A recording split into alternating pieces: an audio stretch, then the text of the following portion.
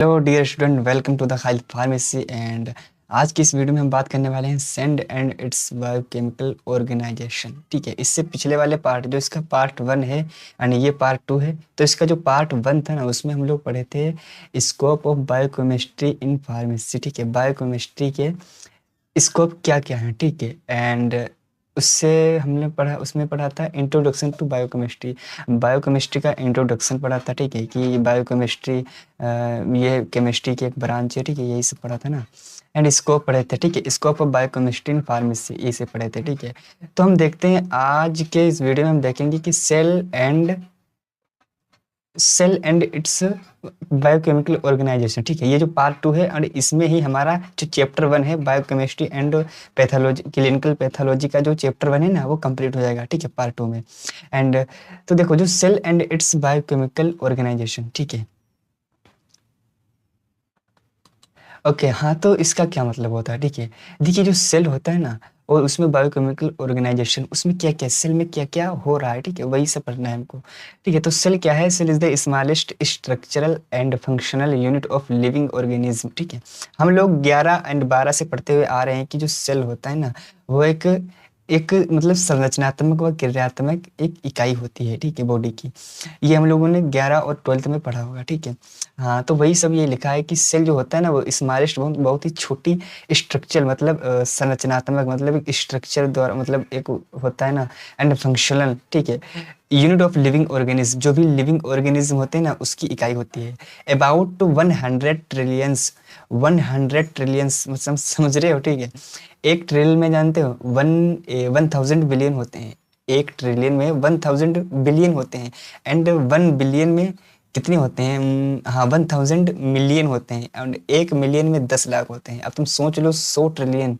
ठीक है, हाँ, तो about 100 trillion cells are found in a normal human being. ठीक है, लगभग 1000 ट्रिलियन सेल्स जो है ना, वो एक नॉर्मल इंसान में ढूंढा गया। ठीक है, होती हैं।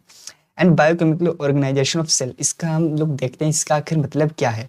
ठीक है, तो simply the biochemical organization of cell means, जो सेल का जो बायोकेमिकल ऑर्गेनाइजेशन है, इसका मीन्स है दैट कि हाउ डिफरेंट केमिकल कंपोनेंट्स या बायोमोलिकुल्स, ठीक है, कंपोनेंट या बायोमोलिकुल्स, बात एक ही है कि दैट हाउ डिफरेंट केमिकल, मतलब कि कैसे डिफरेंट, डिफरेंस मतलब प्रकार, विभिन्न प्रकार के chemical components are arranged together, कैसे वो एक साथ अरेंज होते हैं। ठीक है, and function inside the and function inside a cell to maintain life process, और जो सेल होती है उसके अंदर कैसे एक प्रोसेस होता है, कैसे एक मेंटेन, मतलब कैसे मेंटेन होती है लाइफ।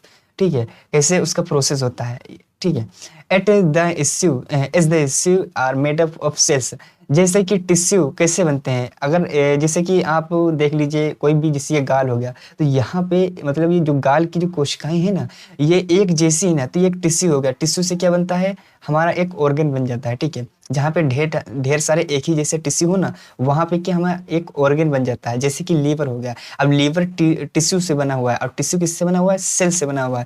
एक जिससे सेल तमाम एक हो ना, तो उससे टिश्यू बनता है ना। वैसे यही कह रहा है ना कि जो सेल्स होती है ना, सेल्स से जैसे टिश्यू बनता है ना, ऐसे ही in the same way cells are made up of molecules, वैसे ही जो सेल होती है ना, वो मोलिकुल से बनी होती है या बायोमोलिकुल से बनी होती है। Okay, in the other words we can say cells are building blocks of tissue, हम दूसरे शब्दों में ये कह सकते हैं कि जो सेल्स होती है ना, वो टिश्यू को बिल्ड करती है। टिश्यू को बिल्ड करने का मतलब टिश्यू को बनाती है। ऊतक, टिश्यू का मतलब होता है ऊतक। ओके, एंड वही biomolecules are building blocks of cells, वही जो बायोमोलिकुल्स होते हैं वो किसको बिल्ड करते हैं? सेल्स को बिल्ड करते हैं। ठीक है, ओके, अब when different small organic compounds like amino acid, monosaccharide, nucleotides and get together and form chemical compounds और structures called complex biomolecules। ठीक है, घबराना नहीं है, बहुत ही सिंपल इंग्लिश है।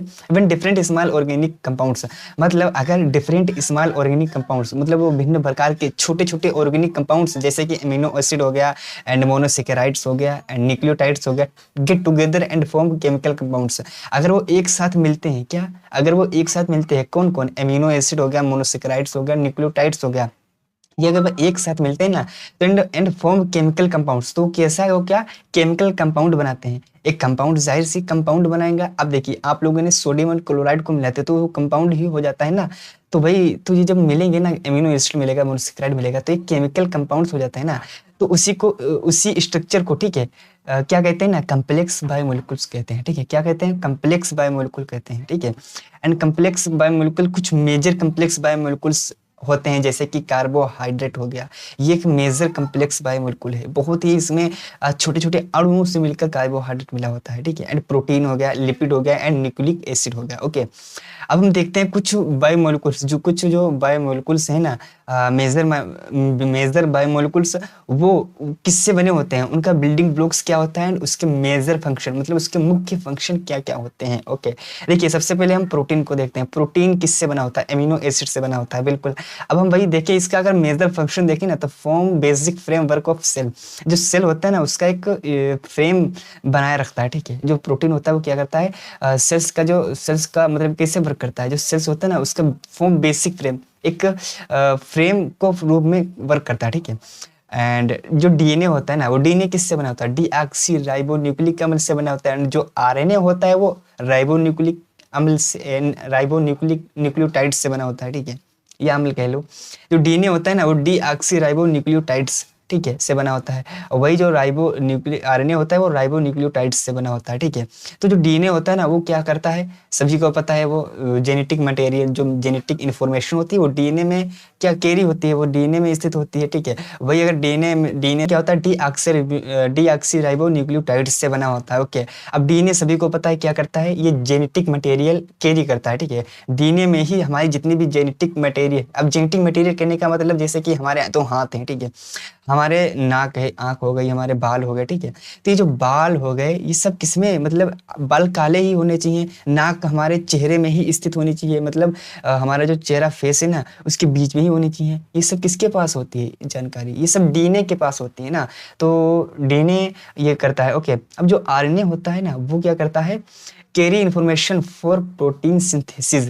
ये एक ऐसी इन्फॉर्मेशन कैरी करता है जो कि प्रोटीन सिंथेसिस, जिससे प्रोटीन सिंथेसिस हो सके। ये क्या करता है, कैरी इन्फॉर्मेशन करता है प्रोटीन सिंथेसिस के लिए। ओके, एंड अब हम देखते हैं कार्बोहाइड्रेट्स क्या होता है। देखिए कार्बोहाइड्रेट्स तो सभी को पता है। ठीक है, अब कार्बोहाइड्रेट्स जो होता है ना, वो मोनोसेक्राइड्स, जो उसका बिल्डिंग ब्लॉक है वो मोनोसेक्राइड से बना होता है। Okay, and it stored in the form of glycogen and fulfil short term energy requirements. Okay, and जो कार्बोहाइड्रेट्स होता है ना, वो क्या करता है, एक स्टोर करता है फॉर्म ऑफ ग्लाइकोजन, ग्लाइकोजन के रूप में स्टोर करता है, and fulfil short term energy. अगर हमको छोटे समय के लिए, अगर तुरंत हमको एनर्जी चाहिए ना, तो हमें कार्बोहाइड्रेट्स की जरूरत पड़ती है। अब कार्बोहाइड्रेट जैसे कि हम ग्लूकोज, अगर हमको तुरंत एनर्जी चाहिए होती है ना, तो हम ग्लूकोज का यूज़ करते हैं, जिससे हमें तुरंत एनर्जी प्राप्त होती है। एंड वही देखते हैं लिपिड्स क्या होता है। देखिए लिपिड्स जो होता है वो फैटी एसिड एंड ग्लिसरॉल से बनी होती है। Okay, and its second major sources of energy and fulfil long term requirement. जो हमारा लिपिड होता है ना, ये क्या होता है, second major sources of energy. जो एनर्जी का जो मेजर सोर्सेज है ना, वो सेकेंड मेजर सोर्सेज है। Okay, and fulfil long term requirement. अगर हमको बहुत लंबे समय के लिए अगर एनर्जी की हमें रिक्वायरमेंट है, तो लिपिड्स ही है। ठीक है, जो ये किससे बना होता है, फैटी एसिड से बना होता है। एंड फैटी एसिड मतलब वही चर्बी। ठीक है, अगर जब हमारे शरीर से बिल्कुल एनर्जी खत्म हो जाती है, ठीक है, तो ये जो चर्बी होती है ना, वो धीरे धीरे पिघलने लगी होती है, जिससे हमें एनर्जी प्राप्त होती है। एंड जो वाटर होता है ना, makes up about 70% of cells. जो वाटर होता है ना, वो लगभग 70% सेल बनाता है। ठीक है, ओके, जो सेल्स होती है ना, वो 70% वाटर से बनी होती है। एंड इसका जो मेजर फंक्शन होता है ना, act is a solvent biochemical reactions. ठीक है, जो ये क्या करता है, एक्ट करता है सोलवेंट बायोकेमिकल रिएक्शन के रूप में। एंड कुछ हैं इनऑर्गेनिक आयंस, जैसे कि सोडियम हो गया, एंड पोटेशियम, कैल्शियम हो गया, एंड क्लोरीन हो गया। ये क्या करता है, इसका मेजर फंक्शन है मेंटेन ऑस्मोटिक बैलेंस। ये क्या करता है, ऑस्मोटिक बैलेंस को मेंटेन करता है। एंड हेल्प एंजाइम्स, क्या, और एंजाइम्स को बनने में हेल्प करता है। एंड हेल्प नर्व कंडक्शन, जो हमारी नर्व कंडक्शन होते हैं उसमें भी हेल्प करता है। एंड अब हम देखते हैं टाइप्स ऑफ बायोमोलिकुल्स। बायोमोलिकुल्स कितने टाइप्स के होते हैं। देखिए बायोमोलिकुल्स जो होते हैं ना, वो दो ही टाइप्स के होते हैं। एक हो गया माइक्रोमोलिकुल्स, जो बहुत ही छोटे होते हैं, छोटे अणु होते हैं। एंड एक हो गया मैक्रोमोलिकुल्स। ओके, अब हम देखते हैं माइक्रोमोलिकुल्स क्या होता है। Small molecule of low molecular weight are called micromolecules. ठीक है। जो स्मॉल मॉलिक्यूल हो गए ना, वो लो मोलिकुलर वेट, जिनका मोलिकुलर वेट लो है ना, उनके जो स्मॉल मॉलिक्यूल होते हैं ना, उसी को हम कहते हैं माइक्रोमोलिक्यूल्स। और we can say monomers are micromolecules, ठीक है। इन्हीं को ही हम मोनोमर्स माइक्रोमोलिक्यूल्स कहते हैं। एंड इसके माइक्रोमोलिक्यूल्स के एग्जांपल क्या क्या हैं? ग्लूकोज हो गया, एक एक एमिनो एसिड हो गया, एक फैटी एसिड हो गया। एंड माइक्रोमोलिक्यूल्स को देखते हैं, जो लार्ज मोलिक्यूल्स हो गया, ठीक है, जिनका हायर मोलिकुलर वेट, जिनका मोलिकुलर वेट हाई है, उसके जो लार्ज मोलिक्यूल्स होते हैं ना, उसी को ही माइक्रोमोल्स कहते हैं, ठीक है। एंड इसको हम पॉलीमर्स भी कहते हैं, ठीक है, पॉलीमर्स भी कहते हैं। ओके, एंड इसके एग्जांपल क्या क्या है? स्टार्च हो गया, जो माइक्रोमोलिक्यूल्स है वो, उसको स्टार्च भी हो गया, प्रोटीन्स हो गए, एंड डीएनए आरएनए,